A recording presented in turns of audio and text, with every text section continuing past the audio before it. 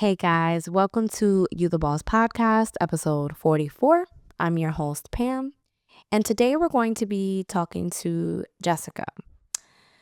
Jessica, or Jess, is the owner of the Jess Press, an award-winning hand calligraphy and bespoke paperie studio located in Middletown, New Jersey. Besides being a business owner, she's a mom, a dog mom, wife, coffee lover, and a new host of Jess Press Play Podcast. Follow her at the Jess Press _ on Instagram and Jess Press Play Pod. I hope you enjoy this conversation as much as I did. Hi, Jess. Welcome to You the Boss Podcast. Hi, I'm so happy to be here. Thank you for Yeah. asking me to come on. Yeah, of course. So we usually just dive right in here at You the Boss Podcast. Give us a little bit of your background, kind of how you got to where you are and that kind of thing. Cool. So I'm Jess. My name is very present in my life and business. I own the Jess Press, which is a stationery and calligraphy design studio in Middletown, New Jersey. I primarily work in weddings, doing everything from all save the dates, invitations, day of stationery to everything for signage for weddings, from seating charts to welcome signs to cocktails. Basically a one-stop shop for all your wedding needs in terms of calligraphy and printing. And then I am the host of a podcast, also with my name in it, Jess Press Play. So my niche there is I interview small business owners. And my little tagline, I think, is something like about life growth and where to get your favorite coffee. Because I always have coffee and it's 6:14 and I'm drinking coffee. And I'm sure you'll sleep just fine tonight. So I will, with a 2.5-year-old who's going to wake me up tonight anyway. It's fine. oh man. All right. So we have a full plate here, which we love. One of the things that I really love here in this podcast is kind of connecting with people who are just a boss in their day to day, right? It's not so much whether you're a business owner or not, but just you're not just doing the one thing, you're doing multiple things, which just so happens to be what you're doing. So, how long have you been in business for yourself and how did you kind of pivot to that? Yeah, so the Jess Press has been my full-time business for over 6.5 years. Yeah, it was 6 years in May. Wow. So before that, I have my BFA in graphic design and illustration. I always worked in the cosmetics and beauty industry as a package designer, graphic designer, on a lot of like high-end brands. And I was working in Manhattan doing that fun commute for a long time.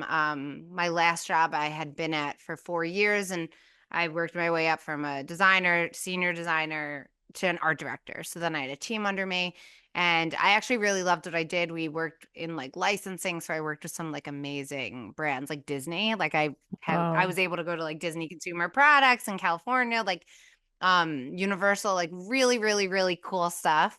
But I always just had this idea in my head of Jess Press. I didn't have a name at the time though. And at the time, there was someone that I had followed, like not even in New Jersey, who had a wedding business for invitations and calligraphy. And I always thought, oh my God, wouldn't that be so cool to have this one day? And, I was commuting 1 hour each way on the train and always just looking into new mediums to try. I used to have a cake business. I used to work at the cake boss. That's a story for another time. I have like such a life. I really dive into all mediums. So I started teaching myself calligraphy. I even took a class in person, but it wasn't my vibe. It was very like old English calligraphy. And honestly, Mm, from watching like YouTube videos and just really practicing, it just happened. And through the wonders of Instagram, I had gone to Hobby Lobby, bought a wood sign and some markers, and one night just started practicing on on a few pieces and posted one. It was like home decor, and I had multiple people message me and ask, "Where did you get that? Oh my God, I love it!"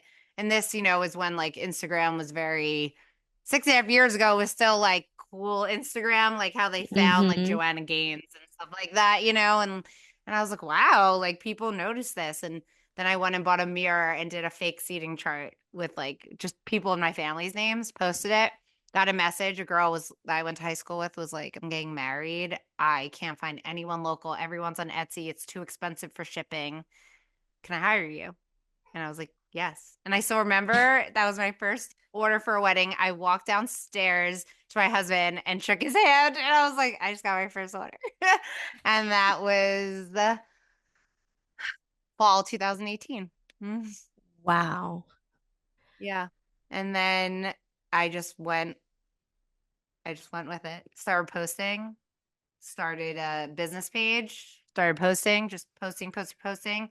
I was commuting to the city, so I was leaving the house before 6 to get like a 6:15 train. I wasn't getting home till 7. I was working all night. I was networking during the day, during my lunch break on Instagram. I was going on weekends to like babes and business events and just anywhere that I could talk to someone to introduce Get myself, yourself got out there. myself into local shops. It's all about networking. Networking is so important. Um, got myself in local shops with home decor, which I don't even do any home decor now. I'm strictly weddings and events. Wow. And just doing stuff like that is how you open the door and meet people. And then I end up getting hired by shops to like write their menus on chalkboards and stuff like that. And that just opened me up to all the possibilities. And this sounds so wild, but 6 months later, I went full time. I was able to replace my New York City salary, and then that was it from there. Wow. So first of all, even though it's been a while, congratulations. I don't know Thank if you you. know, Thank I don't know if you you. know the statistics. I think with small businesses, typically, I know with restaurants, it's like you don't see most people don't make it to year 5. And then if you make it to year Yep. 5, you don't even see like a plus until like year 6. So Mm. congratulations. That is such a big deal, especially You. with how the wedding industry has changed through a pandemic Mhm. and Oh yeah, that entire thing. So that is awesome. Congratulations. And so much. good on you to walk away from a New York salary, which I'm sure was probably so scary. It was really hard. It was really scary.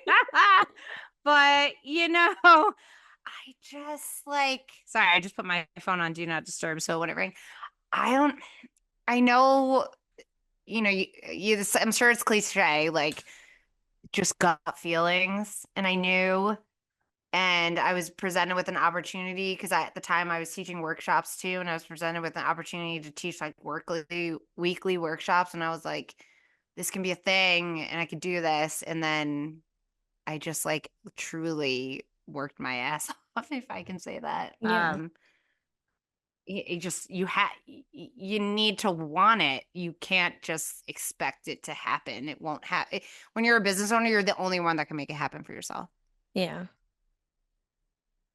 Well, I think that's a message within itself because I have this conversation with my friend Joe all the time that everyone always thinks, if anyone's listening, you could probably hear my 5.5-month-old screeching in the background.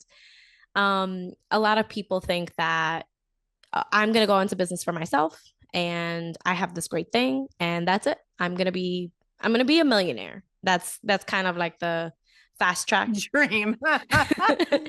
And then they go and do it for 6 months and they're like, this is hard. And you're like, yeah, yeah, it's a lot of Yeah. hard work, but you also have to want it. And it sounded like that's what you wanted to do. And I think that's awesome. Did you, I thank you. Yeah, I really knew I had something. So, but go on. I was going to ask, like, when you made that decision to go full time, when you started, was that your end goal? Like, did you want to stay home? Because I know people think that a small business is like, oh, you're at home, you can make your own schedule, and they almost glamorize that, forgetting that like, Oh, I think I say this like every week, so thank you so much for validating that. yeah, everyone's always Yeah, like, you could do whatever you want, like you can, no, you, no. false. False. That is the most false thing ever. Yes, at the time we weren't in the house that we're in now. We owned a different house and I was working out of a small bedroom.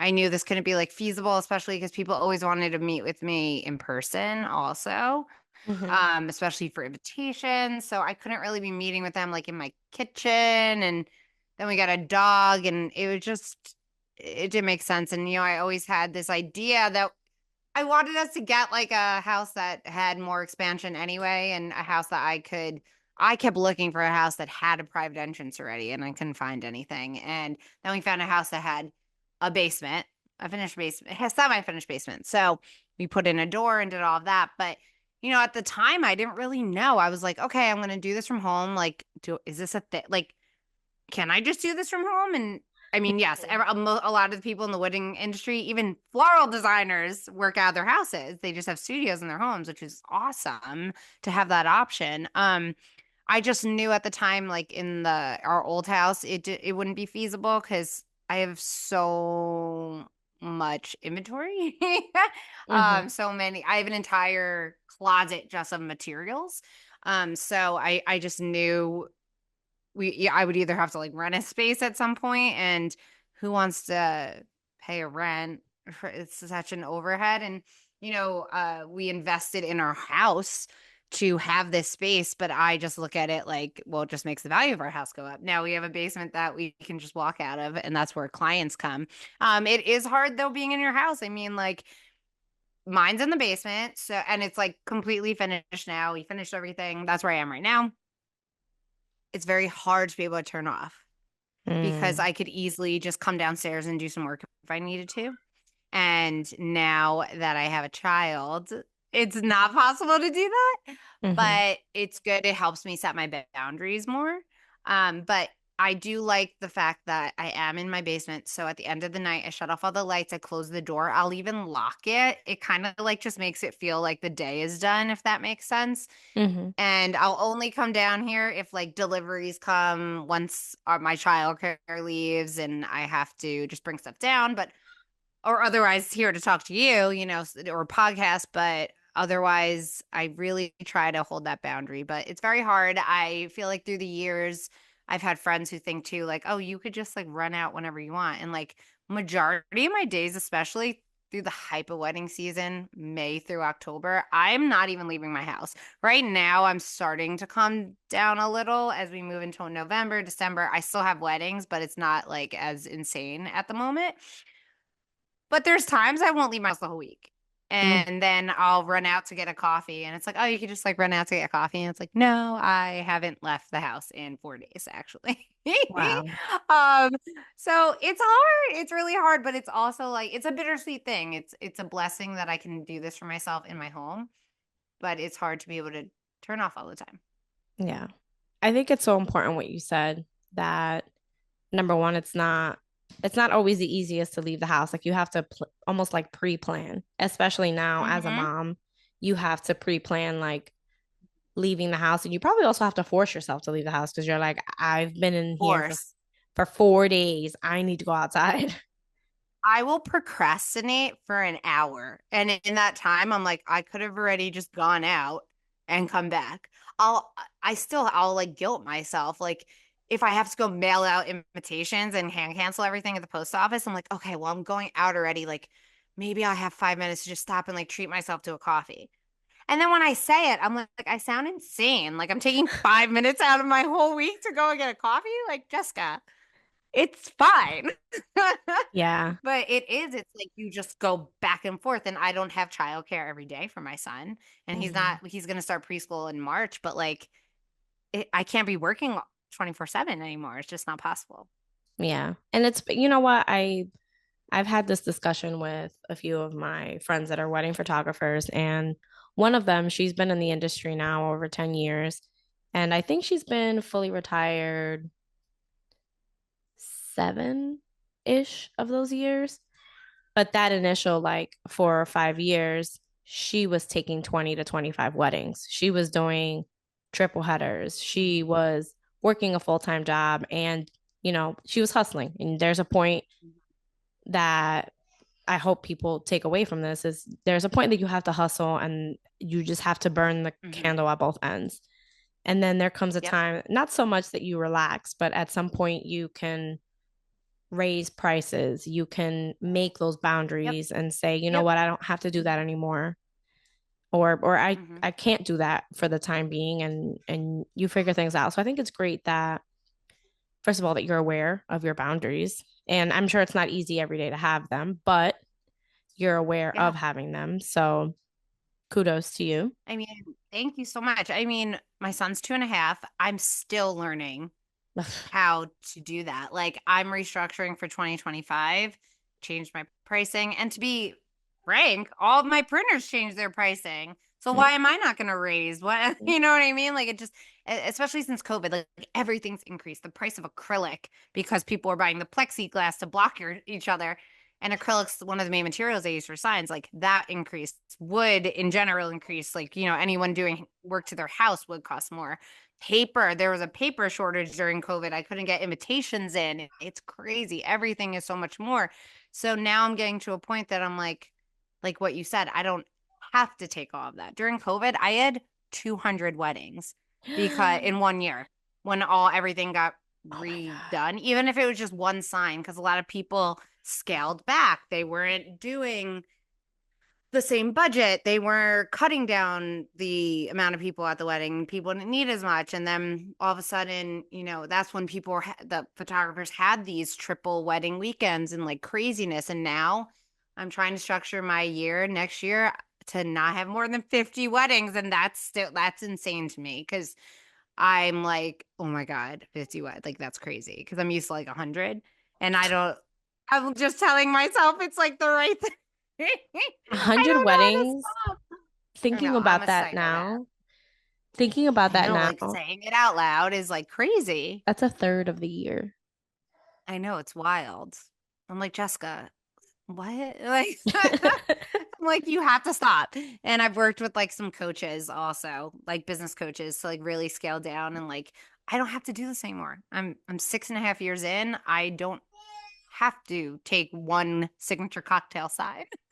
I changed minimums 2 years ago. You know what I mean? Like, it doesn't have to be that way. And yes, you're going to hustle. And if you care that much about your business, you will put all of it into it and you will Yeah. hustle. And there's going to be a time where you're going to sit back and be like, wow, that's so great that I'm still hustling and working hard, but I don't have to kill myself every day working. Right. And what a blessing that is. We're gonna take 1 second just to check on the little guy. Just give me one Oh moment. my gosh, go ahead.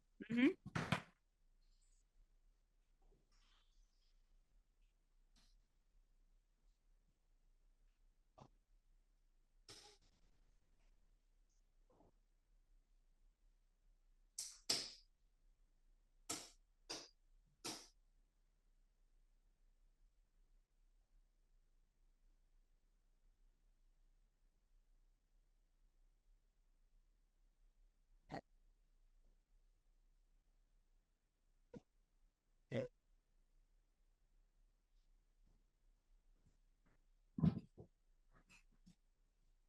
All right, we're I'm here. back. Eh. So now I want to get into a little bit of the kind of like the nitty gritty. So you are a mom. You had a baby during the pandemic. So Yeah. that's Hmm. that's its own situation within itself. So what has For that sure. been like? What's it been like to go from business owner to business owner and mom? I wish that I had an answer. I'm still figuring it out. Yeah. As you know, I mean, even just your son's 5 months, the difference between 1 month and 5 months. It's so different. So, right? Like it's wild. And then once they start walking, everything changes. And my son started walking at 10 and a half months. So we got started Oh real early. And that no. was, yeah. And I still had friends whose kids weren't walking till like 15 months and they were like chilling much better than I was. My son's name is Walker, and everyone's always like, his name should be Runner because he runs. He doesn't walk, he His runs. name should be Runner. Um, we always say we're like, at least he's not boring. Like he's so he,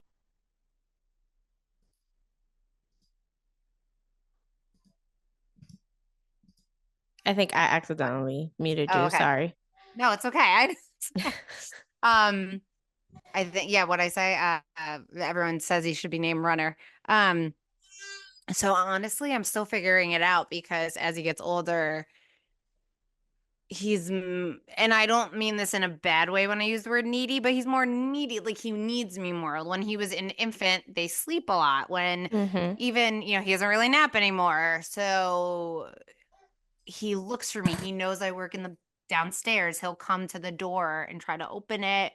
And then there's days I have to lock it, which like breaks my heart. But like if I have deadlines, like ugh, it makes it so hard. And then there's days I just want to run upstairs and give him a hug. And then I'm like, oh, but if I come run up and give him a hug, it's going to take me a half an hour to get back to work because he's going to be freaking out. So I have a lot of struggle in that way where I'm trying to do what's best for him Mm-hmm. and best for me. But like, there's no winning.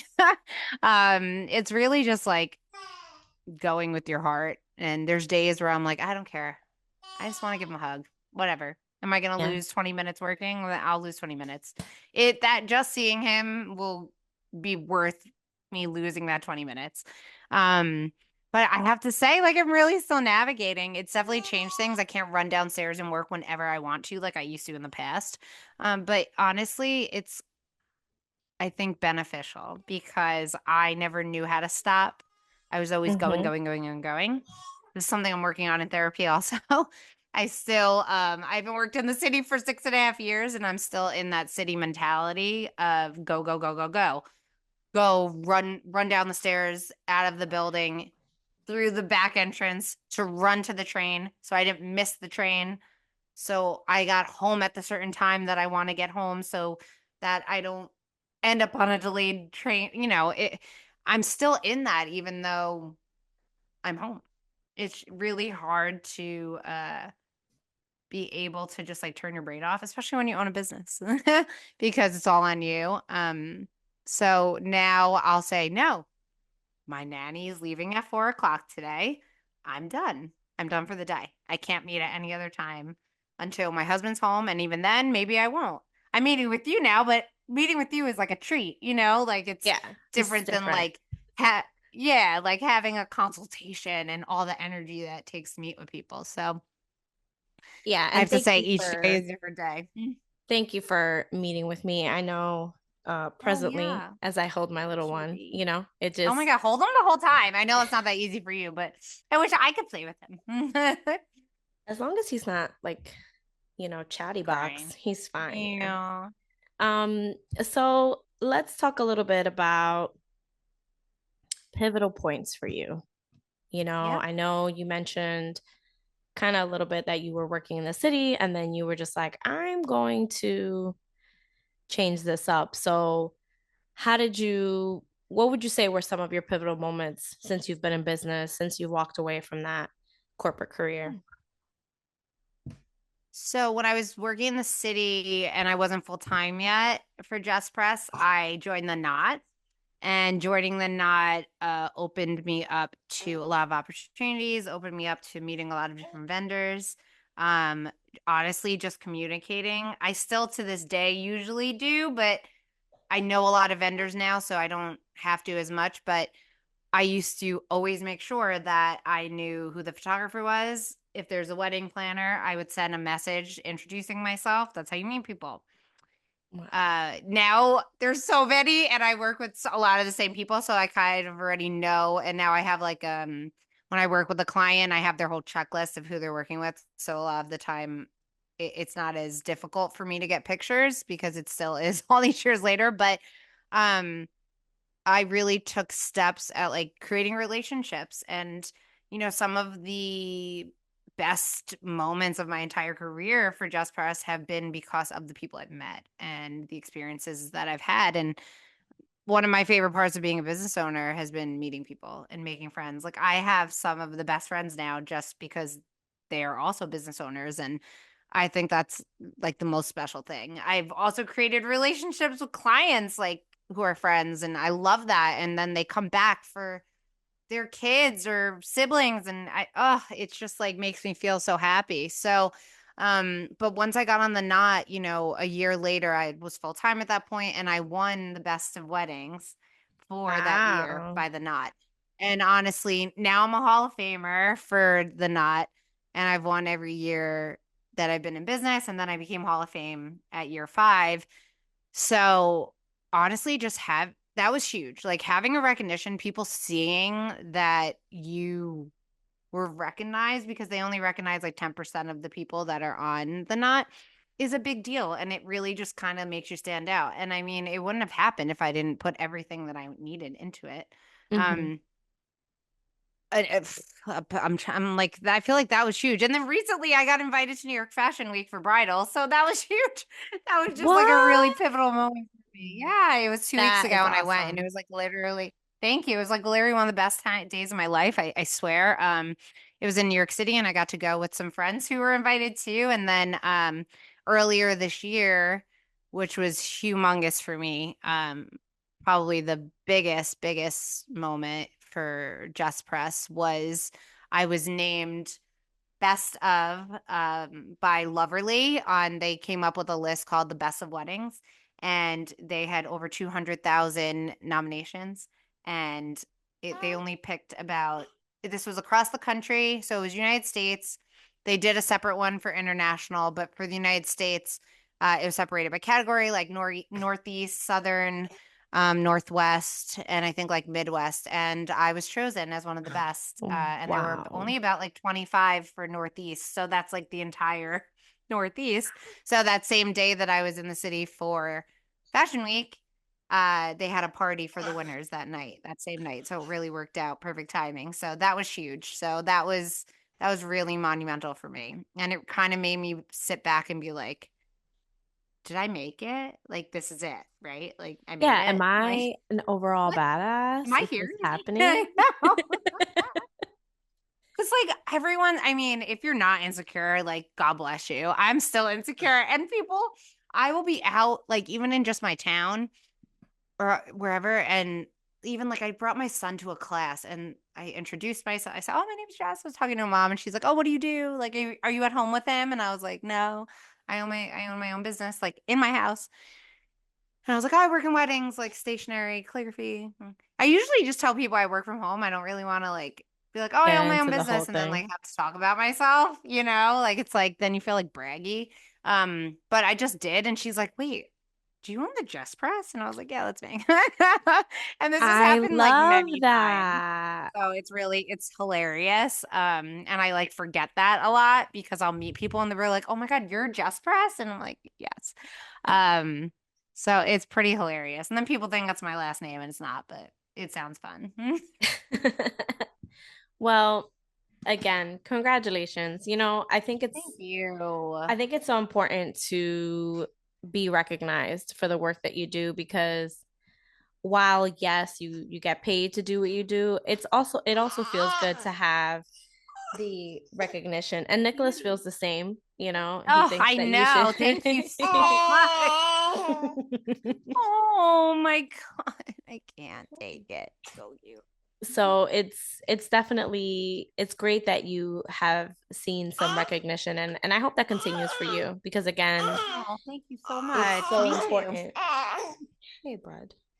Hey. Oh, cutie. Hey, But can I honey. just tell you how freaking great you are? You are running a podcast right now. Well, I could never have my son down here when I'm doing a podcast. Like, Check good back for in about a you. year. Like, Let's see how that goes. but still, even when he Thank was a you. baby, Thank you. like, Thank you. you're awesome. Thank you. I do appreciate it. Oh Um, my God. so I do want to ask you what's kind of like and when I say recent, it might be Yeah. longer than recent, but what's like a recent challenge that you've faced in your business that maybe you needed to come up with a unique way to kind of overcome? Oh, I'm gonna say there's probably I'm like a trying to gajillion of them. So, where do I get started? So I've had like a lot of personal things that have happened that I feel like that those are things that I've had to overcome for business because no matter what, at the end of the day, you have bookings and you have clients, so you have to get it done.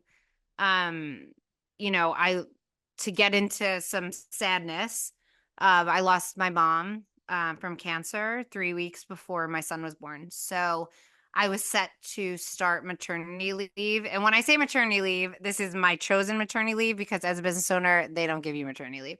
Yeah, they don't pay you. They don't take care of They you. do not pay you, people. They didn't even pay during COVID for being unemployed. So, so I had February 18th as like my last day. And my mom passed away on February 18th. And I swear she like held out because she like knew that was the date. Because I remember she texted me a week before asking me what day was my last day. And even then, I still had stuff coming in from print for one wedding that was delayed. So it didn't end up coming in until like the next week. And I still had to like get stuff, like have a bride pick up stuff. But, my son was born 3 weeks later to the day. I had a lot of birth trauma. I had an emergency C-section. I'm still working through a lot in therapy. I developed postpartum preeclampsia. And when I was pregnant, I had an amazing pregnancy. And, I've tried to like pre-warn friends now, like it never goes how you think it's going to go. And, I booked weddings. I didn't want to miss spring. So my first wedding was going to be May 1st. And I was like, this is happening. My son was Like born 2 months March 11th. postpartum? Oh my gosh. Yeah, because I'm a psycho. So my son was born March 11th. He was 8 days late. They also said I was going to be like a week early, and obviously that didn't happen. And then I was in the hospital a full week. My son was in the NICU that whole week that I was in the hospital also. And then all of a sudden you're like home back to life. I wasn't handling anything maternity wise. My best friend has always worked in HR, and I basically hired her to like check in once a week and handle whatever needed to be handled with my away message on that I'm on maternity leave. And then by May 1st, I was back to weddings. So I was figuring out how to mom and be back to weddings. Very grateful my husband had a very good paternity leave and was still home while we figured out childcare, but having to some days be the childcare and juggling getting all the work done, stressful. Then I developed postpartum OCD at 9 months postpartum. My grandfather passed away in the middle of that. Ugh. Doesn't stop. And when I developed OCD for about a week, I was like debilitated and couldn't do anything. And I was like, how am I supposed to work? And it happened like right around Christmas. So luckily it was like a slower wedding time, but I still had stuff that had to get done. And I remember I was like living in fear because that's the type of OCD that I had, that just like bad things would keep happening. It would be my fault because I had so many unfortunate things happen. That's how it like got me. And I still had to come down and get work done, but I have to say, like, as much of, and I'm still on my journey of OCD, and I do therapy, specific therapy for it. I am currently in recovery for it, but it's kind of, once you have like anxiety, it's like kind of forever. You just you figure out how to deal with it. And I know how to now, but there's still times when, you're under stress, something happens and it can trigger. And it has happened to me a few times. So, for me, when I think of struggles in business, I've had struggles with printers being delayed and messing up my timelines and brides getting mad at me. But at the end of the day, like, I have no control over that in general. And I can just do what I can. But dealing with the mental health issues for myself were my biggest struggles, because I was getting up, being a mom every day, still taking care of my son, making sure he got breakfast, waking up with him all night because he still doesn't sleep through the night, getting all my work done, and it's like still struggling mentally. Though that's been my biggest, but if I've learned anything about myself, it's that first off, work actually helps me because it remembers who I am, and it helps me remember how hard I've worked to get here. So I know I could work that hard to get out of anxiety and struggle. And it just reminds me that, even through all of the downs, like through the darkness, like the sun still comes out and you just figure it out. All right. Well, first and foremost, let's continue the trend of you are a badass because so I can't even begin to understand some of the things that you've experienced in such a short time. It's funny as I'm hearing you talk, uh, some of our story is similar. Yeah. I so I still have my mom, but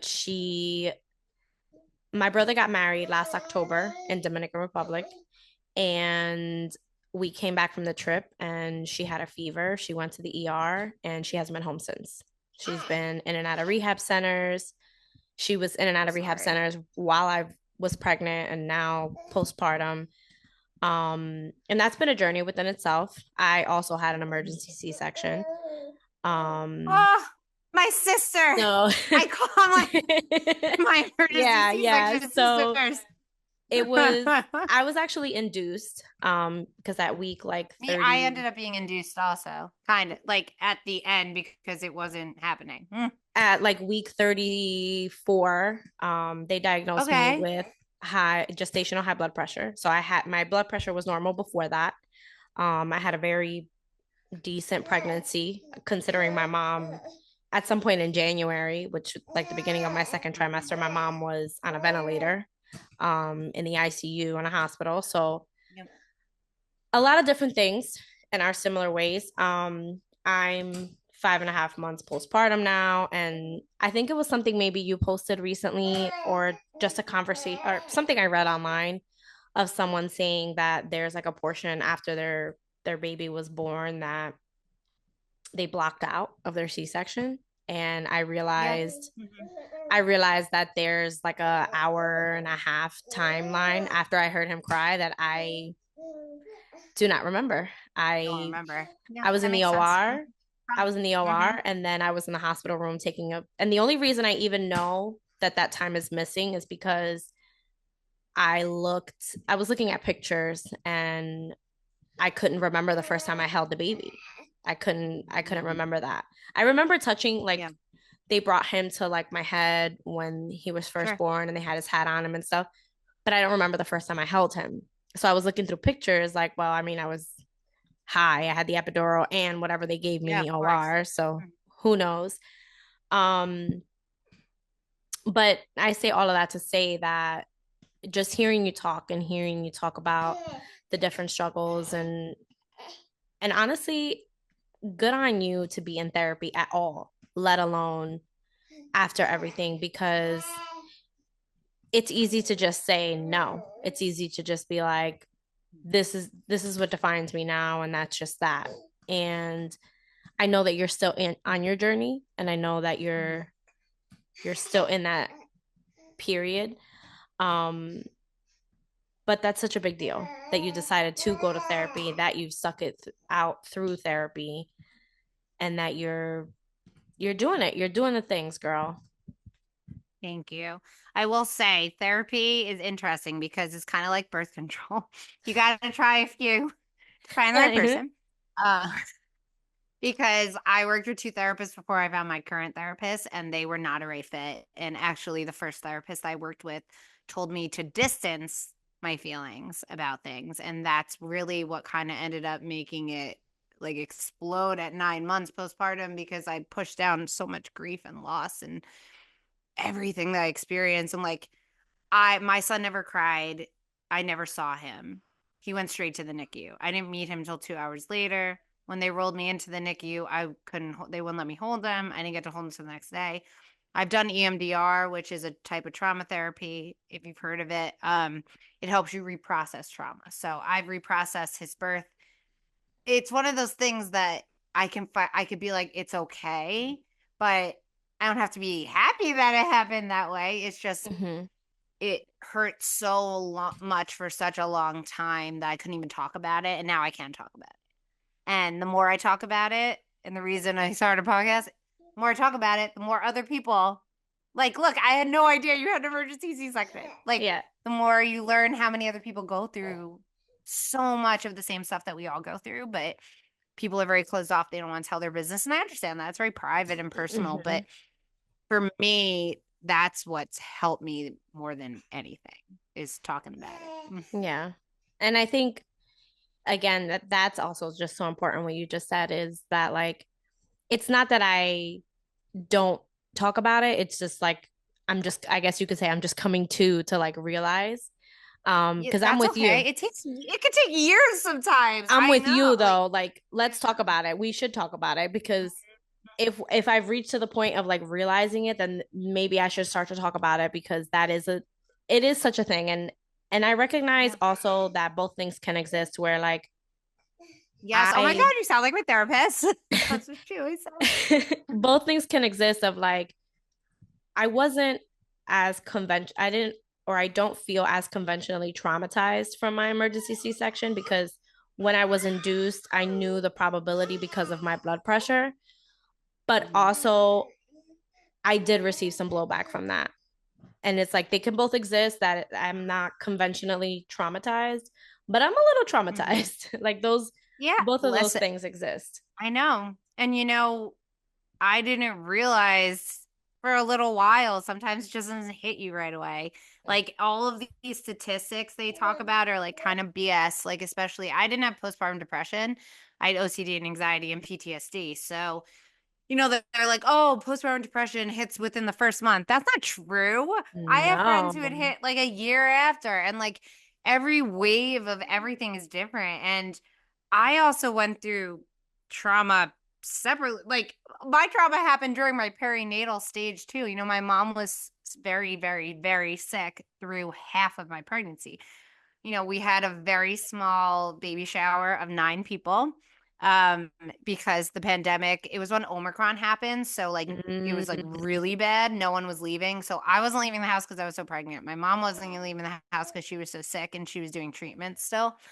So that was the last time I saw her until the day she passed away. When I saw her, and she wasn't the same person. She was a total, like, she didn't know, she was gone already. She was gone. She didn't know who I was. She was already like physically removed from her body. Um, so like that's trauma itself, like while a baby's inside of me. And I'm sure you understand, like mm-hmm. seeing, especially when your mom's on a ventilator, and if you got to see her, like that is so much already, besides the fact that you're growing a person inside of you. Yeah.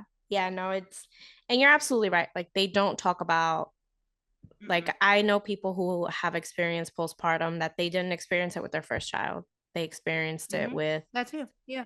their second child and I think some of it is like both of the people that I'm thinking of, they had babies.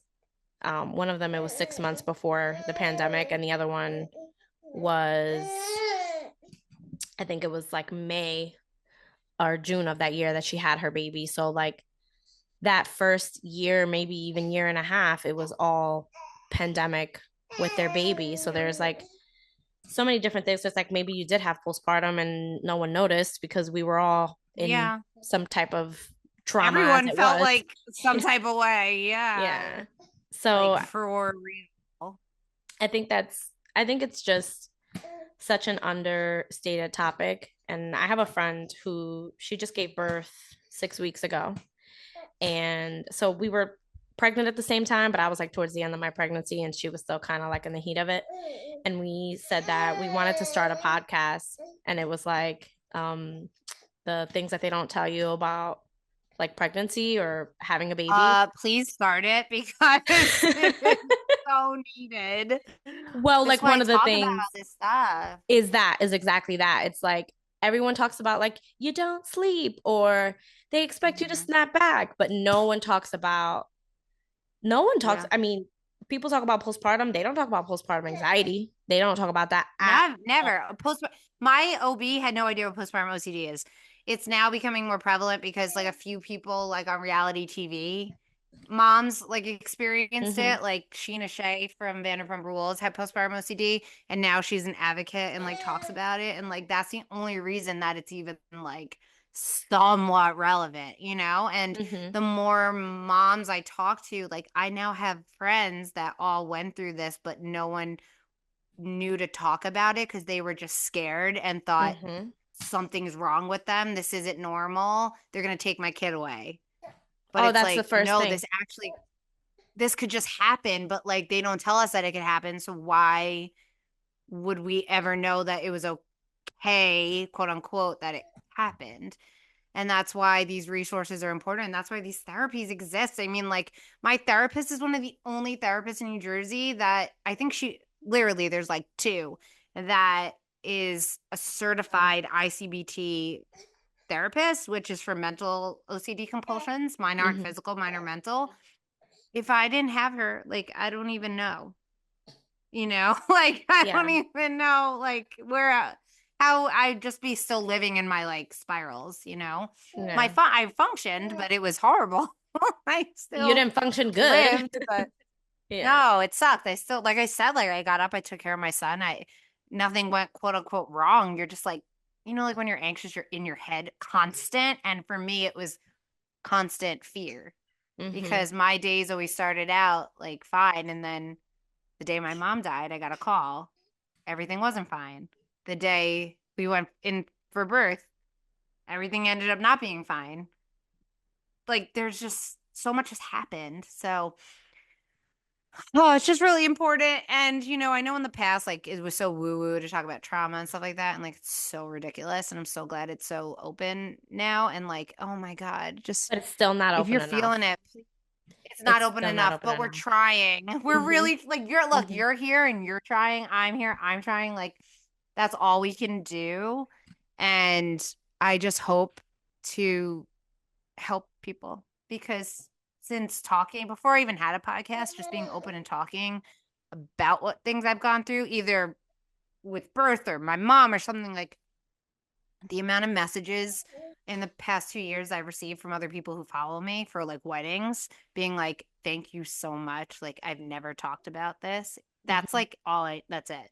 Like, I don't even have to do anything else now, but I will. But, Yeah. like, if I could help one other person not feel alone and in the dark, like, that's everything. Yeah. And I think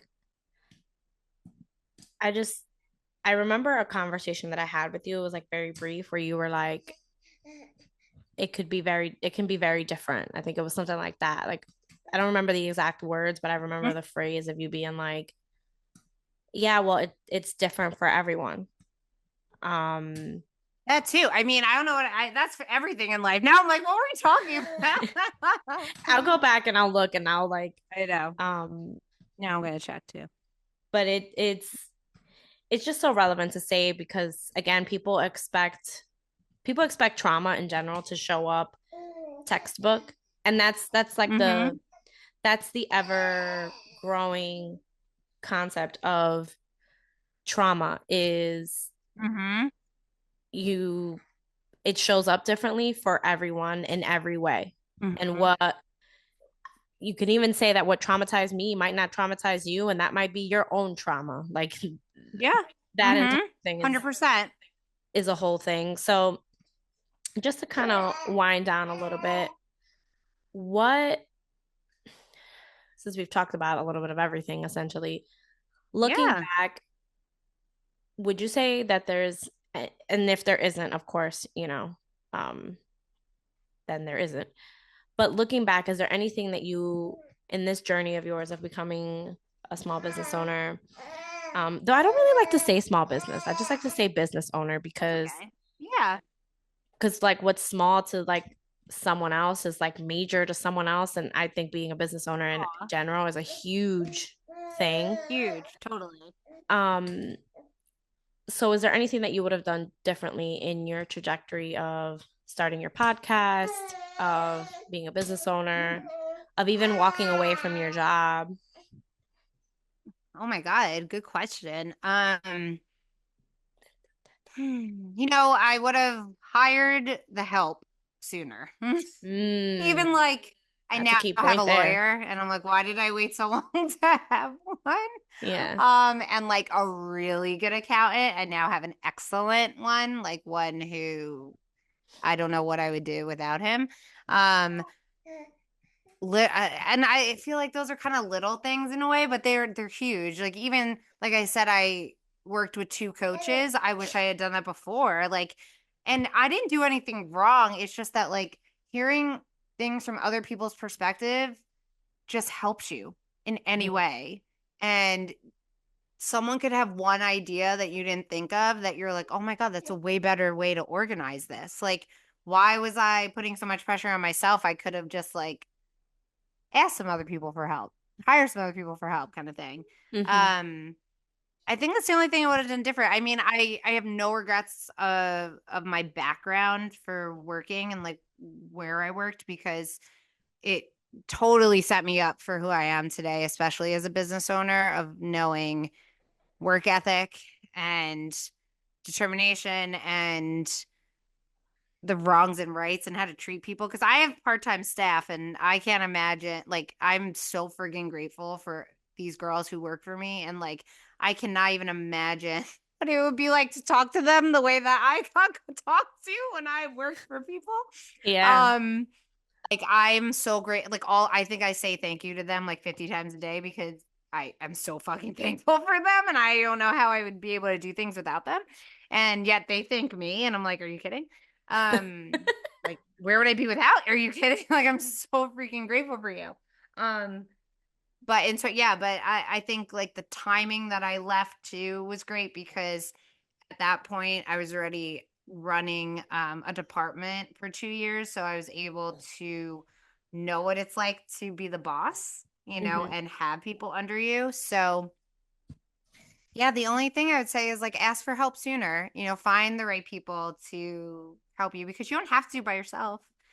You're just the only one that can push to get to all of those levels in your business. Right. I think for me, just from everything that you just said, is you don't have to do it yourself. And Mm-hmm. I think that's so important to say. I think in anything, but especially when you start a business and you go that route, because probably sometimes you get stuck in the, yeah, but this is my baby. This is I Mm-hmm. started this, and while that's very important, it's also important to know your strengths, and like you can't do the accounting on your own. You can't, you know, all the different hats that you have to wear. At some point, my mom, when we were kids, she would say, there's a Spanish saying, and she would say that you can't you can't have all the burners on the stove on because one of them's bound to burn. And Love that. it's like if you have them all on high and the water's boiling in all of them and all the salt, like everything's gonna get everywhere. Where you have to typically you have to turn them down in certain things, and maybe assign them their separate time, because otherwise you're gonna have an overflow, and it just creates chaos. So I think that aligns very much with what you said. Like you don't have to do it by yourself. I love that. Yeah, and like obviously when I first started my business, I couldn't afford the accountant. No, Obviously, like, of but course. I didn't have to wait as long as I did. I was like, I could Exactly. do it. It's fine. Totally.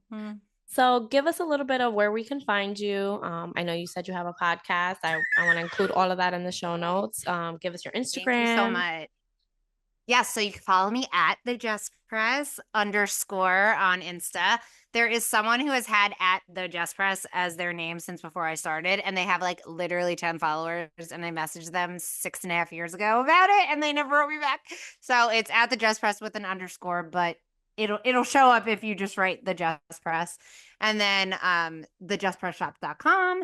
And then you can find my podcast page at Jess Press Play Pod, and that is on Spotify, Apple Podcasts, and YouTube. And then you can find me on the Knot, on Wed Vibes, on Loverly. I Yeah. love this. I'm like, did I It's forget like anything? basically Google me. I love Yeah, that. you can just Google me too. I'll just show up. Well, thank you so much for taking time getting on here. Bless you. Getting on here. Another bless you. You're welcome. Thank you for taking your time for coming on here onto You the Boss, and just, blessing us with your presence. Oh my God, you're so sweet. Thank you so much for asking me. Thank you so much for having me. Especially if no one sees this, she's literally holding her child on her lap this whole time. Like that is work in itself. But thank you. Honestly, talking to you really it like brought my blood pressure down tonight. You're very Good. I'm calm and it's glad. just like, yeah, like the way you speak, you're such a great host and it's so nice to be able to talk to like-minded people. So thank you so much for having me. It was really a pleasure. Well, thank you for coming on. I appreciate you. Oh, you too.